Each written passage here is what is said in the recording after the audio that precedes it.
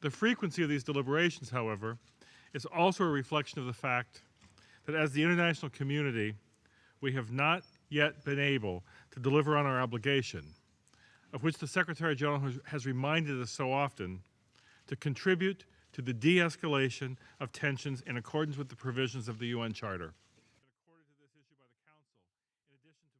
Upon his departure from Ukraine, Assistant Secretary General Simonovich intends to report on the human rights situation throughout the country. For Crimea, he will have to rely inter alia on reports from residents of Crimea, foreign diplomats based in Crimea, and international NGOs with whom he has been in contact.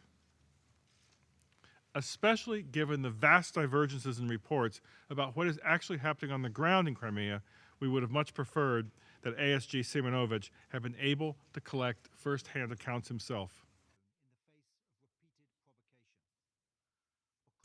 As part of the UN's efforts, we also continue to closely coordinate our activities with key players and relevant regional organizations, including the OSCE.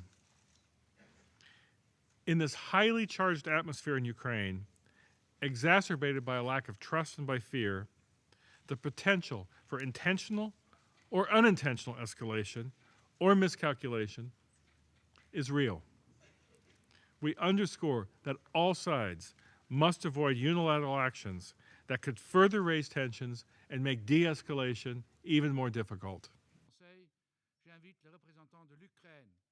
We stick to the principle of the Ukrainian constitution that says that except Ukrainian language, the only language that is indicated in the Article 10 of Ukrainian constitution is a Russian one.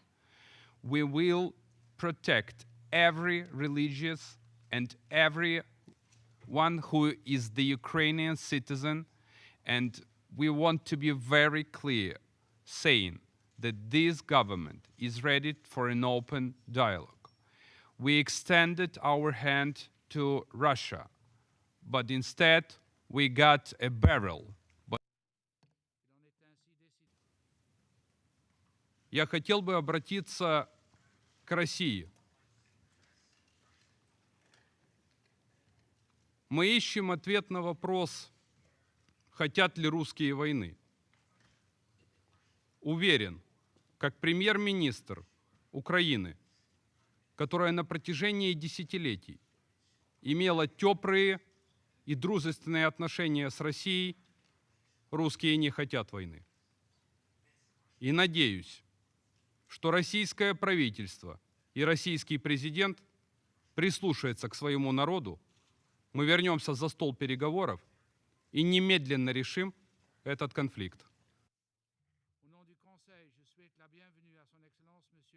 If we don't come together, if we don't send a clear signal of our shared commitments, we will live with the consequences in Crimea and well beyond. We will look back on this moment and wish we had come together with a unified voice before the consequences became dire and innocent lives were lost. Thank you. Mesdames, Messieurs, il n'est pas trop tard. Lançons tous, membres du Conseil de sécurité et non membres du Conseil de sécurité, un dernier appel à la Russie. Nous comprenons les passions et les inquiétudes. Nous voulons y répondre, mais dans le respect du droit, de l'intégrité territoriale de l'Ukraine. Русские не хотят войны. Как уверен, не хотят ее и украинцы. Более того, и это я хочу подчеркнуть особо, мы не видим никаких предпосылок для того, чтобы рассматривать ситуацию в таких терминах. Мы не хотим дальнейшего обострения обстановки.